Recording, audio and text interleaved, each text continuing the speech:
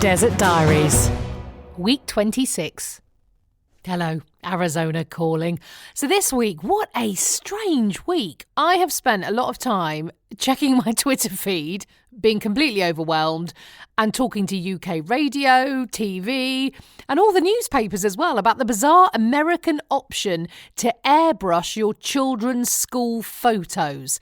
Off-white teeth, uneven skin, spot on your nose, no problem. They will magic it all away for $12 a go.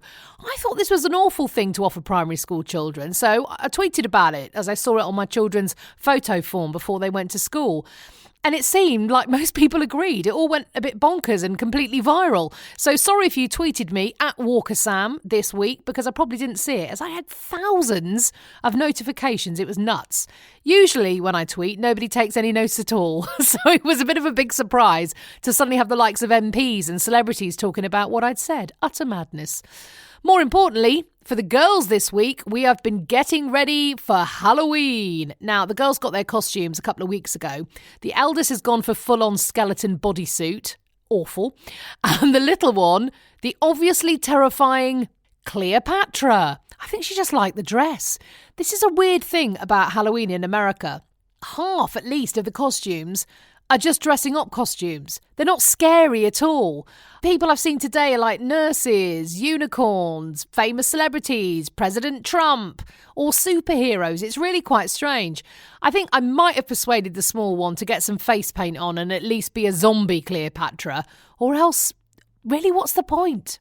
They really do go all out for Halloween here. Home Depot, which is kind of the American version of B&Q or Homebase, is rammed with the most ornate decorations for your house. Full-size animatronic werewolves that glow and growl and howl from your front garden. Huge plastic dog and cat skeletons that move in the dark and bark and meow from your porch.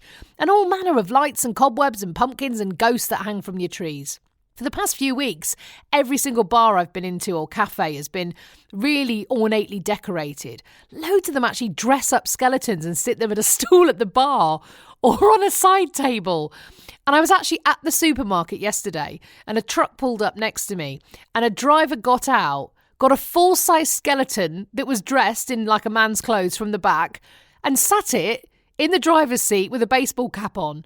He then left and went and did his shopping as the bony hands sat casually on the steering wheel. It was just completely bonkers. Anyway, one thing I do know is that our gazillion-pound-a-visit dentist is going to be very busy indeed, because the trick-or-treat bags they sell in the supermarket are the size of carrier bags. They're huge. So we went trick-or-treating at a friend's house in a district called Kierland, which is in North Scottsdale. It's a really big family suburb. It was so busy. So many families had opened up their garage doors, put chairs out along their driveway, and lit a big barbecue fire, and there were kind of chili cookout competitions going along the roads, swarms of costumed children filling up enormous buckets along the way. I think my girls had eaten more sweets by the time they got back to the car than they had for the whole of last Halloween. There were families who dragged out massive widescreen TVs onto their driveway so passengers could sit down and watch 10 minutes of Scary Movie, giving them a chance, I suppose, to eat some sweets from their haul to free up some room in their buckets before they went off trick-or-treating again.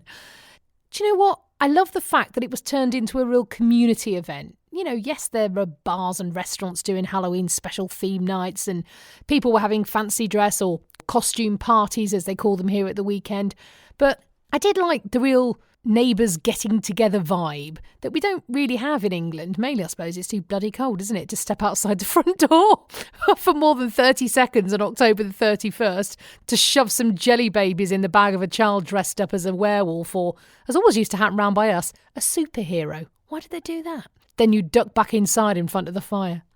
Another big Halloween happening here is called trunk or treat. A lot of big companies do it, and the churches too. So people meet up in the car park, open up their boot, or the trunk, of course, as they call it here, fill it up with candy, and then children walk from car to car, filling up their bags with goodies. It's huge here.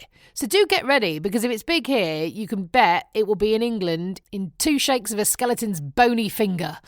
So get ready, English dentists. You're going to have a lot of business coming your way. I'll see you in the desert.